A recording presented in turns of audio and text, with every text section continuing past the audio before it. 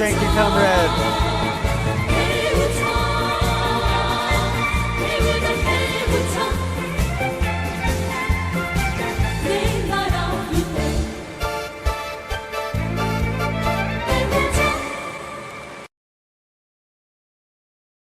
Kim Jong-un on stepping up the building of a thriving socialist country.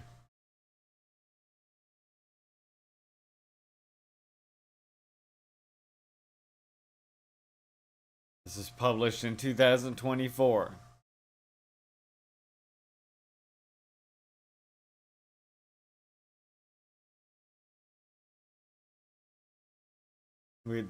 This makes up of a few different works. Let us step up the building of a thriving country by applying Kim Jong-il's patriotism. Talk to senior officials of the Central Committee of Workers' Party of Korea from 2012, July 26. There's the socialist construction and internal and external policies of the government of the Republic at the present stage. A policy speech at the first session of the 14th Supreme People's Assembly of Democratic People's Republic of Korea, April 12th, 2019, and the policy speech at the 7th session of the 14th Supreme People's Assembly of the Democratic People's Republic of Korea, September 8th, 2022. So we're going to start this today, obviously, by reading the first one. Let us step up the building of a thriving country by applying Kim Jong-il's patriotism. This was a talk to senior officials of the Central Committee of the Workers' Party of Korea from July 26, 2012.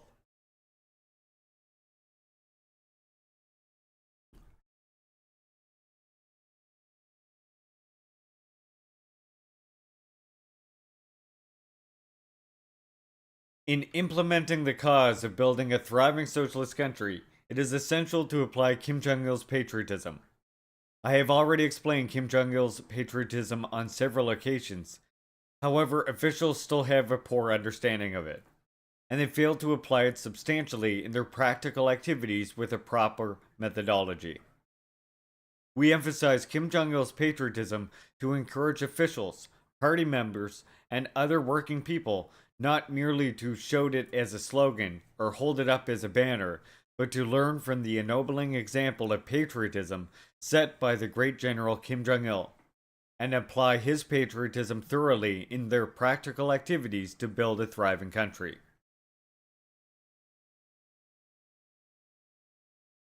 The general was a peerless patriot.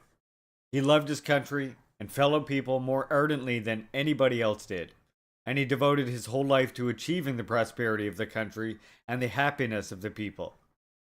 Thus, he performed imperishable exploits that are etched into the history of the country. He always cherished deep in his heart his dear country and people.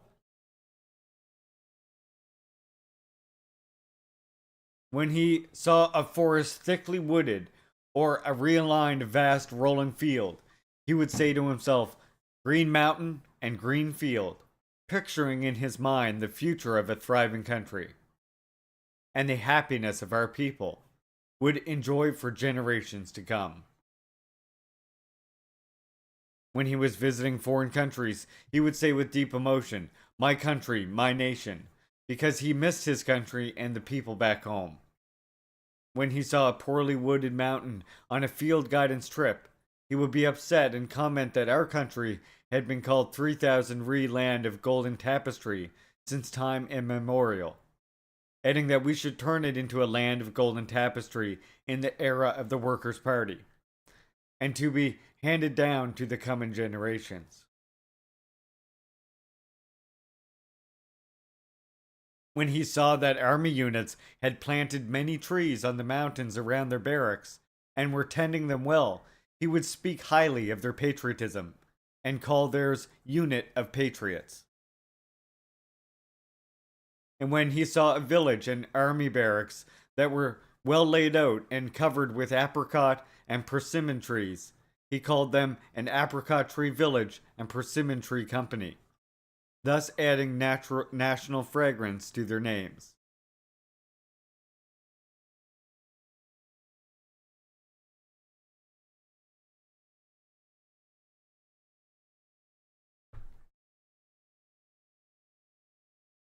Having resolved to be the master of the revolution in Korea from the first day of embarking on the road of revolution, he defended and added brilliance to his socialist country by giving his all throughout his life. And he continued to follow the road of love for his country and people until the last moment of his life.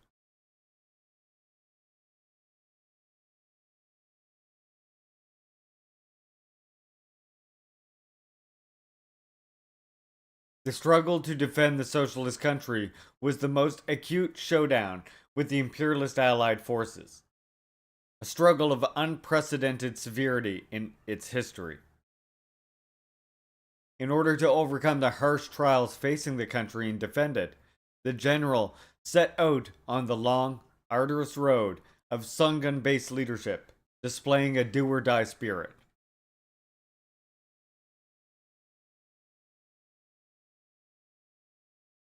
Here comes some background Kim Jong il lore I bet a lot of you didn't know. You probably have seen many pictures of Kim Jong il where he's wearing a particular jacket. See if I can find it here. Wait.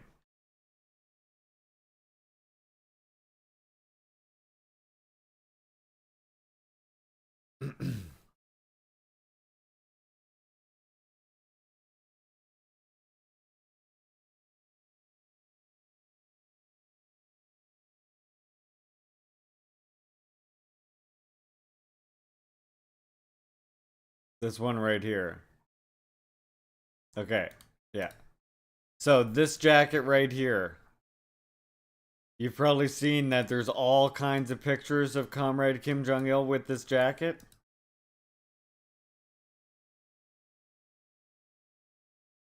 There's a certain period of time where he's wearing this jacket all the time.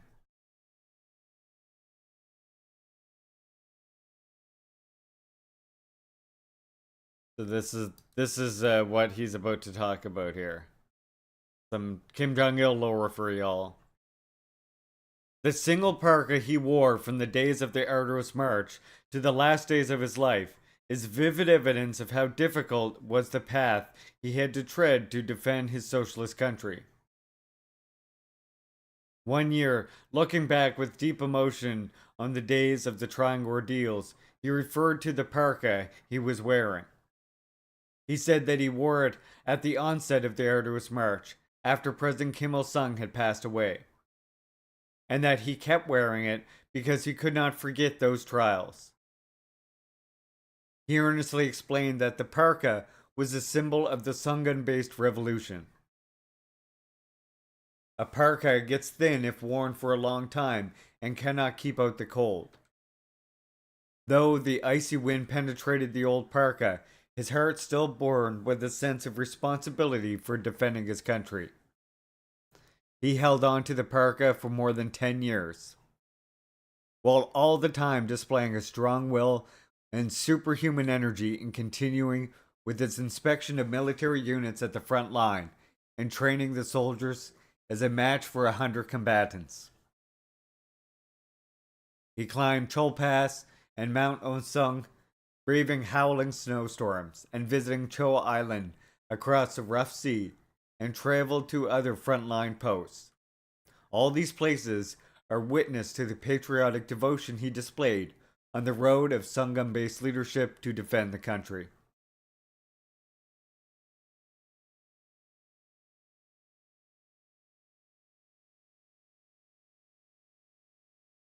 As we saw through the recent parade marking the centenary of the birth of the president, our country, which was robbed of its sovereignty a century ago due to its weak military strength, is demonstrating its dignity as a world class military power.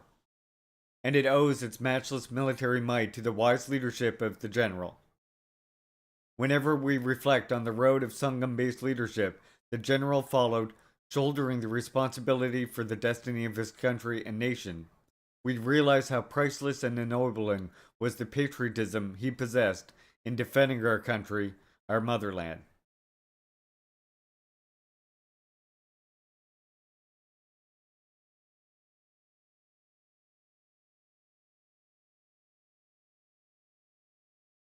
The thorny path he covered throughout his life with single-minded patriotic devotion led to our country's appearance being transformed and a solid cornerstone for the building of a prosperous and powerful nation being laid. Even in the grim period when he was leading the struggle to defend socialism, he unfolded a far-reaching plan to build a thriving socialist country and wisely led the efforts to implement it. Under his energetic leadership, the land across the country was realigned as befits a socialist country. Gravitational waterways were built in major regions, and rural villages were turned into socialist paradises. What is more, modern heavy and light industry factories were built in large numbers. Existing factories were renovated to meet the demands of the new century and find monumental structures that would contribute to the country's prosperity and the well-being of generations to come were built in various parts of the country. The jacket did look good, I'll give you that. The introduction of CNC technology has effected an industrial revolution of our style in the new century. It reveals the high level of his patriotism. I still remember vividly how, in January 2010, he recollected with deep emotion that he had earnestly explained the details of CNC technology to officials who had no proper understanding of the technology, and thus stoked the flames of its introduction. During the period when the country was undergoing difficulties, he had precious funds allocated to the introduction of CNC technology for the sake of the country's future prosperity. Although he was haunted by thought of the people who were suffering from food shortages, that he decided, even while shedding his heart to tears, to spend the precious funds, which was virtually everything in the country's coffers, on introducing CNC technology, was a courageous action and the best choice. It was a decision born of his patriotic will to raise the international profile of his country, his motherland, by fostering its might, and not by importing someone else's showy machines. Patriotism finds its highest expression in fostering the might of one's country for the sake of its prosperity. Great national strength makes it possible to defend the country and guarantee the happiness of generations to come. Whenever he heard the song "Break Through the Cutting Edge," he would shed tears as he recollected the arduous road he had traveled and the mental agony he had overcome in introducing CNC technology. Indeed, his tears were tears of ardent patriotism.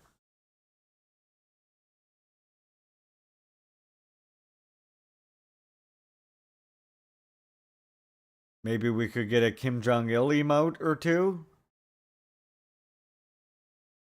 The epochal changes effected in our country and the proud realities unfolded in the prospering Sungun Korea are all valuable fruits of his ennobling patriotism.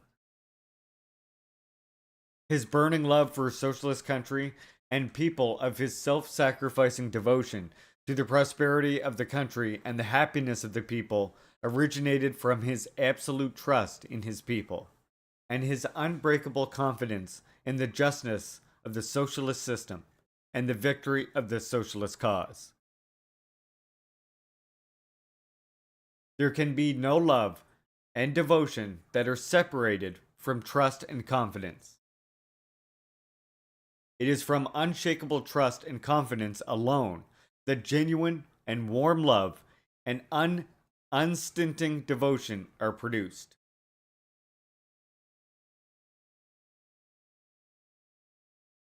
He said that there are no people in the world better than ours, and he always placed absolute trust in them.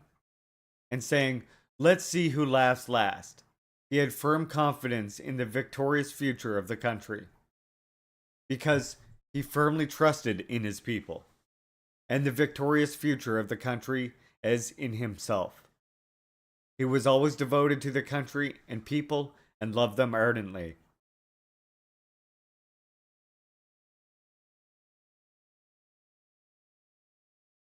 His warm love and devotion for the country and the people also originated from his ennobling sense of mission. He cherished his ennobling sense of duty and the mission of being responsible for the destiny of the country and the people entrusted to him by the president.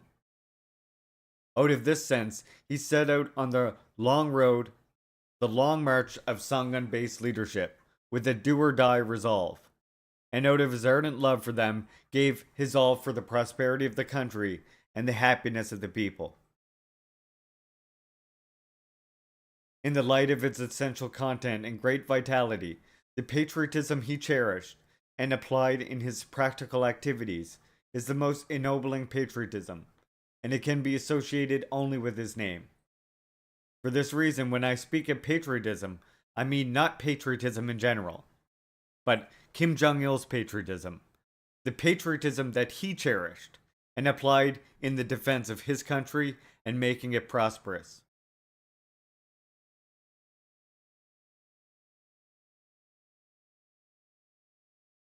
Kim Jong il's patriotism is the crystallization of socialist patriotism. It is the most fervent and the warmest love for our socialist country and people, and the most earnest and self sacrificing devotion for the sake of the prosperity of the country and the well being of the people. It is genuine patriotism that holds dear every tree and every blade of grass in the country, and requires one to devote one's heart and soul to looking after them. Kim Jong il's patriotism is based on an ennobling view on the motherland.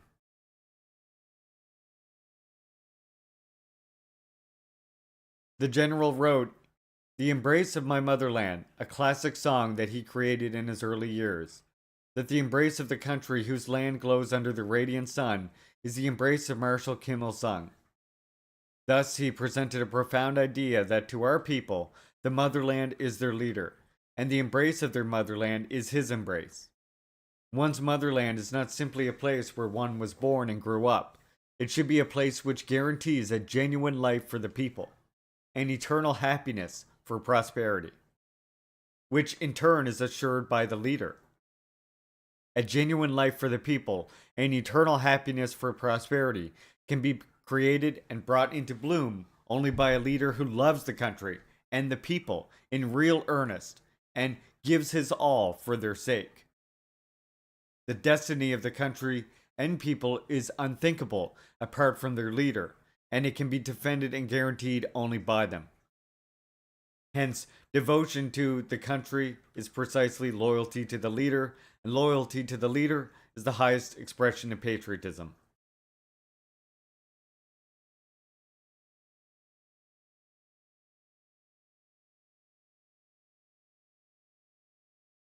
Kim Jong il's patriotism is based on a noble view on people, of believing in them as in heaven.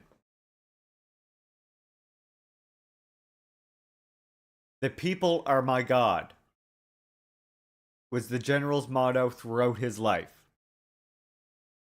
He said that if there is an omnipotent and omniscient entity in this world, it is the masses, not any God.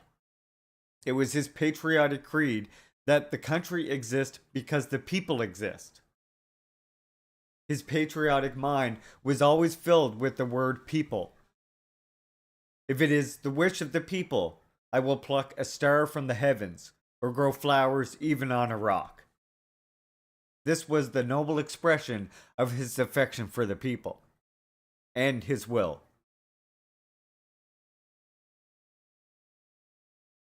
Even now, whenever I listen to the song of affection for the people, describing how the general's lifelong exploits that are as wide as the sea and as high as the sky were for the people alone, I cannot help shedding tears as I recall the benevolent image of the general who valued people all his life.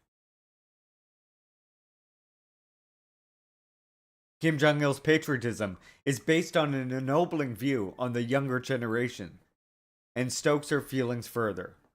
The slogan, "Let us live not merely for today, but for tomorrow," is concentrated expression of his view on the younger generation. Whatever we do, we must do it most credibly and perfectly so that the coming generations can enjoy the benefits even in the distant future, even though we may not enjoy them in our lifetime. This was his ennobling intention and an earnest request he always made. Kim Jong il's patriotism is truly a precious spiritual legacy he bequeathed upon our people, and a practical example for us to follow. It is a valuable ideological and spiritual sustenance, indispensable to all those who love their country and fellow people. It also provides those struggling for the sake of their country and fellow people with a powerful motive force, and infuses them with courage and vigor. It will serve as a bright beacon in bringing up our people to be genuine patriots for generations to come, and as a compass to guide them in their life and struggle. All our officials, party members, and other working people should learn a positive lesson from the ennobling patriotism of the general, who devoted such tireless efforts to the country and people throughout his life, his heart burning with ardent love for them, and applied in practice just as it is, without adding anything to it or taking anything from it.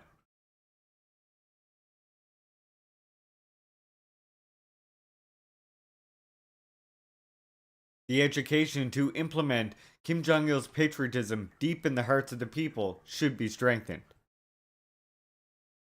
We should strengthen education in Kim Jong il's patriotism so as to encourage all party members, working people, service personnel, and young people and students to understand its true meaning and cherish it in their hearts. Education in Kim Jong il's patriotism should be broad and thorough, and conducted through theoretical explanation. This education should not be conducted by shouting slogans, but broadly and thoroughly, and combined with theoretical explanations, so as to inspire all party members and other working people to have a clear understanding of the general's view on the country, on the people, and on the younger generation, and to become genuine patriots who render loyal service to their country and people, just as the general did. We should also inspire them to give and devote their patriotic sweat and blood for the future, when their desires will burst into bloom despite the current hardship. Just as our anti-Japanese revolutionary forerunners fought, dedicating their youth and life for the future of the country and people.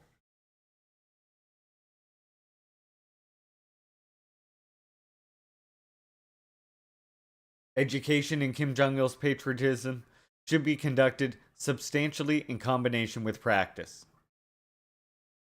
The main mistake in the current education in patriotism is that it is divorced from practice. Education that is separated from practice is pointless.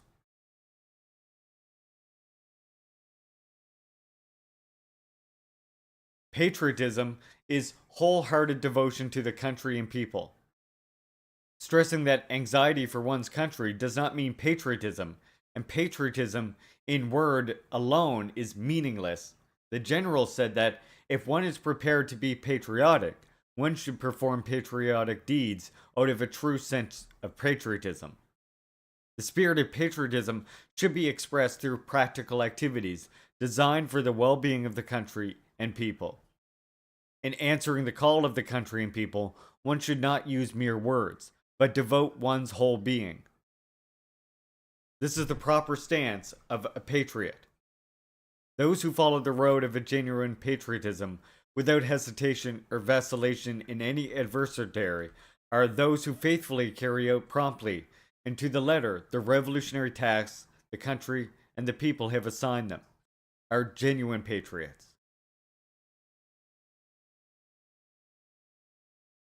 Education in Kim Jong il's patriotism should be based on the reality and conducted in keeping with the specific situation. Patriotism is not an abstract concept. It begins at home, It springs from the love for one's parents, spouse, and children, the love for one's own home, village, and workplace, and develops into a love for one's country and fellow people. Those who do not feel any affection for their parents, spouses, and children, or for their homes, villages, and workplaces, cannot love their country and fellow people. They can never become genuine patriots. We should educate all party members and other working people to become genuine patriots who first love their parents, spouses, and children, and then shed sweat and give their all in sprucing up their homes, their villages, their workplaces, so that they are better than others, and thus add luster to it and their country and their motherland. We should be effective in applying Kim Jong-il's patriotism in practical activities. To apply Kim Jong-il's patriotism means to fully realize the general's intentions and desires for the prosperity of the country and the happiness of generations to come. It also means to conduct all work for achieving the prosperity of the country in the way that he did. We should faithfully bring to completion the undertakings he planned and was carrying out in his lifetime, so that his ideals and desires are translated to reality on this land.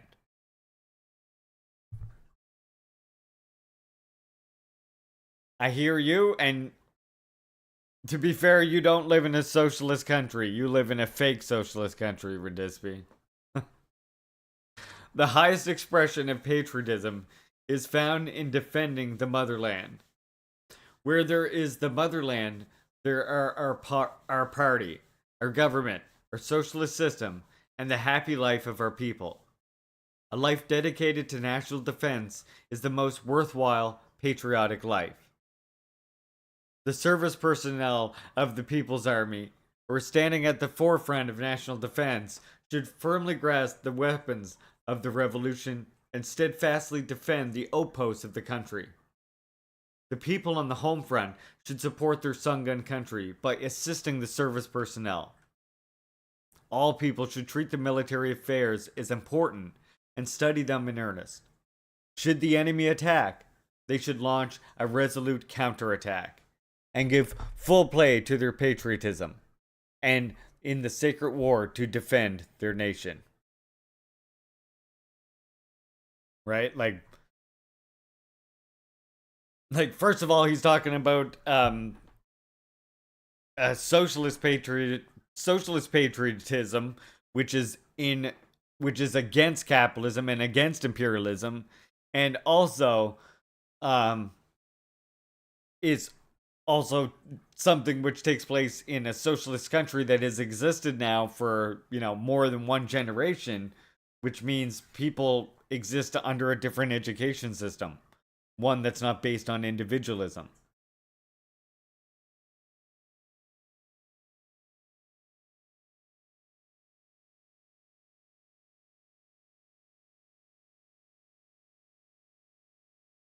All officials, party members, and other working people should cherish Kim Jong-il's patriotism deep in their hearts and turn out in the efforts to achieve the prosperity of their country, their motherland. This effort is a worthwhile struggle to materialize our people's centuries-old desire and patriotic struggle to implement the instructions of the President Kim Il-sung and General Kim Jong-il.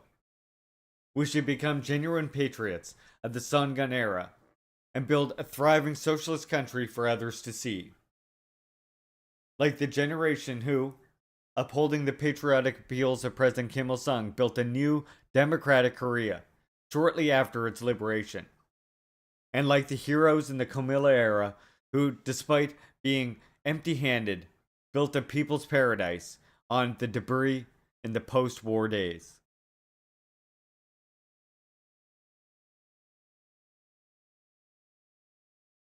For our nation, which has suffered many years of indescribable misfortune and pain, divided into North and South by outside forces, national reunification is the supreme national task.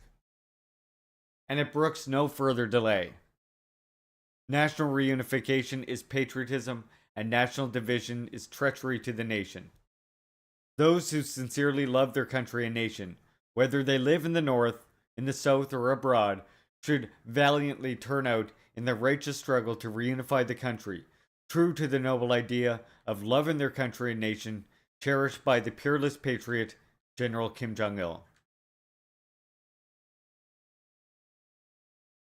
Patriotism can be likened to a gemstone. Just as a gemstone keeps shining even under the ground, so the idea of loving one's country, however small it may be, is valuable and beautiful. We should regard patriotism as something valuable and beautiful, like a gemstone, and volunteer to perform undertakings that are helpful to achieving the prosperity of the country and well-being of the people. We should always ask ourselves what we have given for the good of the country and the people, and should cultivate the idea of loving our country. Only then will we be able to display genuine patriotism, even when planting a tree, and shed sweat out of patriotism when digging up a spadeful of earth at a construction site.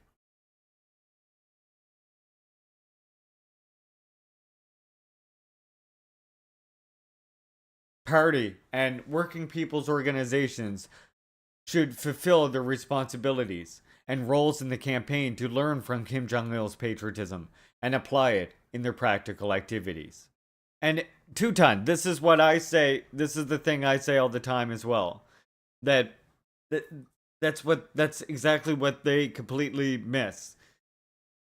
Is that they don't understand that motherland is not just about where you were born, right?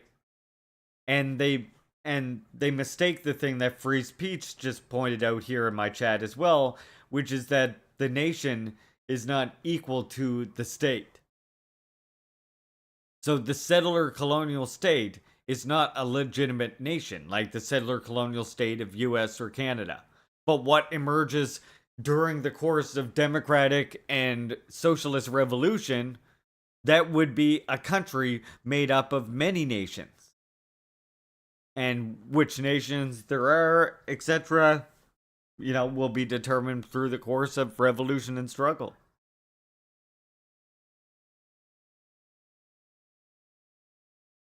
But you certainly aren't going to build a revolution by tailing the most reactionary elements and mistaking those most reactionary elements of the masses as being reflective of the masses as a whole, which is the other mistake that ACP makes.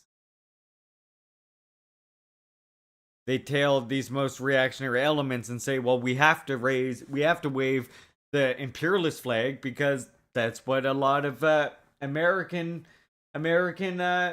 Republican voters want. Look at the large sections. And what you're doing is you're mistaking reactionary elements of the masses for the whole masses themselves. And completely siding with one side or the other, rather than trying to enlighten both the masses just in general, right? You're trying to enlighten and bring class consciousness to as many people as possible. And that's get them encouraged and swept up into revolutionary organizations. But you don't do that by misidentifying the reactionary elements in the masses with the masses themselves and then tailing those elements, thinking you're doing something totally revolutionary and new.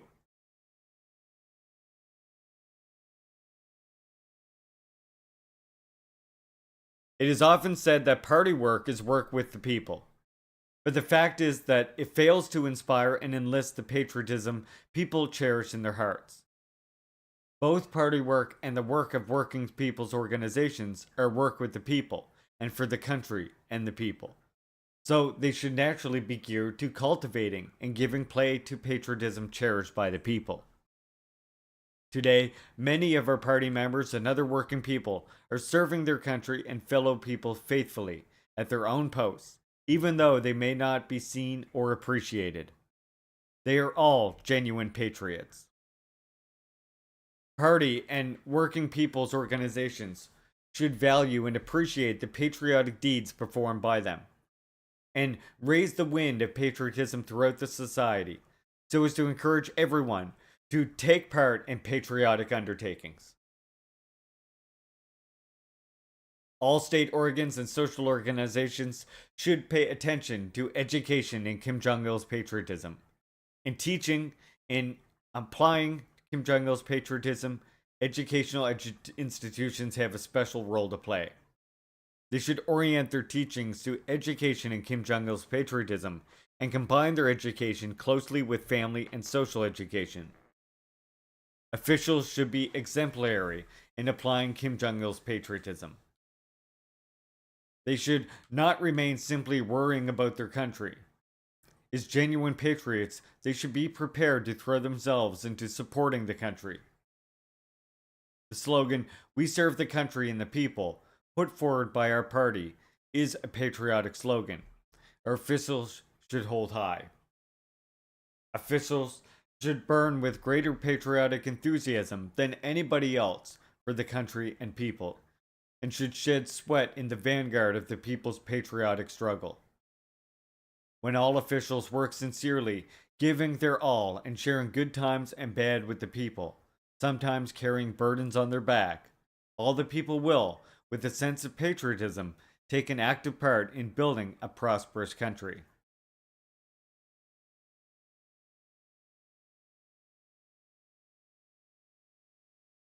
Some days ago, I said that we should do our work so that people raise and cheer for our Workers' Party at all times, wherever they are. This means that we should do our work efficiently so that they do so voluntarily, not only at rallies, but also when they are left alone, on far-flung islands or deep in mountains. When our officials, who have to serve the people, run until they drop, shedding their sweat to make our country prosperous and provide the people with abundance in life, the people will cheer the Workers' Party from the bottom of their hearts at all times, wherever they may be.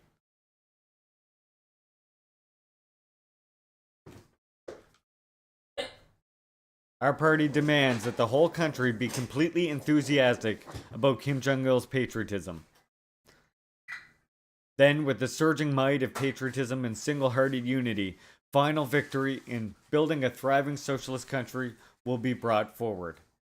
Just as the president opened up the path to building a new country after liberation by kindling the flames of patriotism in his historic speech on his triumphant return, in which he appealed for the building of a new democratic Korea. With the strength giving strength, those with knowledge offering knowledge, and those with money donating money. And just as the general overcame severe trials and opened the way to building a thriving socialist country by kindling the flames of patriotism in his letter, in which he appealed to all the people to work energetically and with one purpose, to make our country, our motherland, ever more prosperous. So our party is going to establish a new milestone in building a thriving socialist country by stoking the flames of patriotism, with Kim Jong il's patriotism as the initial spark. This is our party's unshakable will and determination. When the whole country is filled with Kim Jong il's patriotism, and all the people are applying it to the letter in their practical activities, our country will shine in the world as a thriving socialist country. Kim Jong il, 2018. I hope that gives you all a better understanding of what DPRK means when they're talking about applying the ideas of Kim Il-sung and the ideas of Kim Jong il, and also what they mean by patriotism, specifically. And I encourage you to pop off in the comments and discuss this further. And if you like this video, hit the like button. If you want to see more videos like this, hit the subscribe button on my channel and come visit me here on The Kick.